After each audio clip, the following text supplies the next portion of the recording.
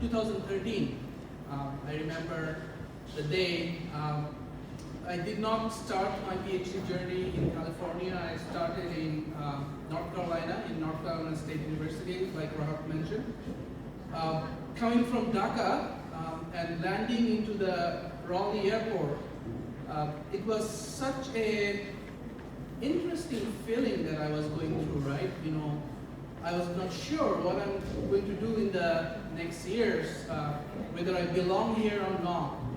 On my journey from the airport to the, the humble apartment that I was given, or I rented out, I was just looking into all these tall trees. The landscape in USA is very different. Raleigh is much greener than Southern California, and obviously very different from Dhaka. And so I was looking through the window, and I was feeling like, where am I? Like, what I'm going to do here, and how I'm going to survive. And luckily for me, it was that the Bangladeshi student community in Raleigh in North Carolina, it was such a welcoming community. I immediately felt like I'm among my brothers and sisters. They welcomed me. I was married at the time, and I had a kid. My son was just 15 months old. They're here right now. They have been through the ups and downs of my career. They have been through everything that I have been through in my career and my life. But what I felt like is that I have a family in Raleigh. I have my brothers and my sisters whenever I have trouble. I can give you an example, right? My first time, me and my wife, we both started our PhD together. And my son was 15 months, remember? So we needed to put him to daycare, because if we don't put him to daycare, at least one of us cannot go to our schools. And we had to learn driving. We had to get our first car. And of course, our pockets are not as, we are not financially as solvent at that time, obviously. And what I felt like, everyone in the community, they came for us. They rooted for us. They helped us to buy my first car. They took me to, I remember the day when one of my senior colleague and elder brother in the community, he took me to Walmart to do my first grocery shopping for my entire life in USA, including blanket. We bought silverware, whatnot. So I am greatly thankful to those personal connections, and I believe you will find random acts of kindness in your time here in USA. And I want you to kind of think about this kindness, these acts of camaraderie among all of your colleagues, and pay it forward, right, when it is time. And so that is one of the reasons why I wanted to come here and share my journey. It's not very different from many of the PhD students that came before me in many different schools around the country. It's pretty similar. So I don't know if there was a slide that I had. So I kind of wanted to share my timeline here in the US. If that slide is not here, no problem. I don't want to bore you with my slides. So I started my career in Bangladesh. First of all, I did my bachelor's and master's in BUET, Bangladesh Engineering University. And then I joined as a lecturer in the department. And so I went through my lecturer career for about 4 years. And I came for my PhD in North Carolina State. It took me about 4.5 years. Luckily for me, I had a very supportive PhD supervisor who gave me the opportunities that I needed to succeed. And to me, I think it's another important advice that I would provide to you is, the opportunities could come to you from left and right. You will not be able to catch all the opportunities, but there would be some opportunities that would change your life, like in ways that you have never thought it would. So, be positive, like Yasser mentioned, obviously, because you'd not be able to capitalize on all the opportunities, but those opportunities that you'll get, make sure that, you capitalize on them and be ready to take the full benefits of them. So I graduated in 2018.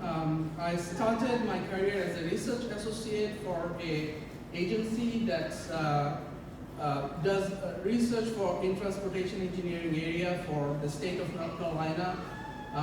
I thought I would not, directly go to academia. I want to try professional research first. But soon I learned, the type of mentality that I have. And that's another important thing that I would like you to kind of focus on is when you are working on the different problems in your PhD, try to see that, what interests you.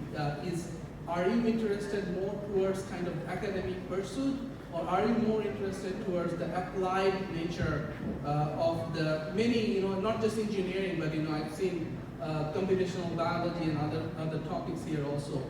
Try to see where your heart is, because obviously if you don't have heart in something and try to force yourself to do the thing that you don't want to do, is probably the worst thing that may happen to you. And then, my career went from that research job. I applied for a postdoc here in the West Coast in UC Riverside. I did, one thing that helped me in my career is that I got the chance to work with interdisciplinary teams. So there was mechanical and electrical folks that were doing their research in the area of transportation, energy, and emissions at that time. And I felt like, there is this cross-breeding of different disciplines. This is where you have, it makes you humble that, you don't know many of the things, even if you had a PhD, you have a doctor sign in front of you, but it doesn't mean that you know everything. And, you slowly learn that you are going to, rely on the expertise of many of your colleagues when you go. And so luckily, I made friends with some of them already in my postdoc years, and they're still my collaborators. We're working together. But I wanted to do teaching because this is where my career started. And I applied to be a faculty at California State University system in Cal Poly San Luis Obispo. So there I established the Sustainable Mobility Lab, which right now is in its 5th year. We do work with the federal and local and state agencies on various type of transportation, energy, and emissions related projects. Since 2023, I moved to Southern California in Cal State Long Beach. One of the reasons is, I'll tell you that SoCal is addictive. If you get used to SoCal, it's very hard to leave this place. And those of you who graduated before me and stayed here, you can affirm that it's there is the food, the weather, the people. It makes everything makes this place a great place to live. So I hope you kind of get the appreciation of living in this atmosphere and appreciate overall. One advice, this is kind of how my trajectory of my academic career had been, but I'll kind of move to kind of broader life philosophy from this point. One particular pain point that I felt like many students went through is kind of the existential crisis.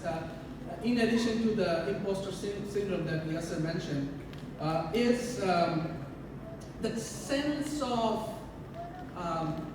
kind of hurtful competition.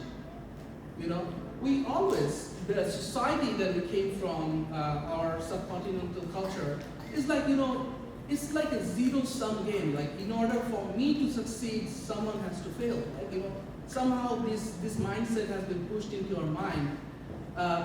But life does not work this way. Why do we stress ourselves by making this hurtful comparison? We don't need to do hurtful comparison. Someone has 5 more publications than you. someone has 5,000 more citations than you, doesn't matter. You can make your citation, your papers at your own pace. Someone applied for their, immigration papers 1 year earlier than you can do it 1 year later. Everything has its own timeline and own purpose, and it will happen its own pace.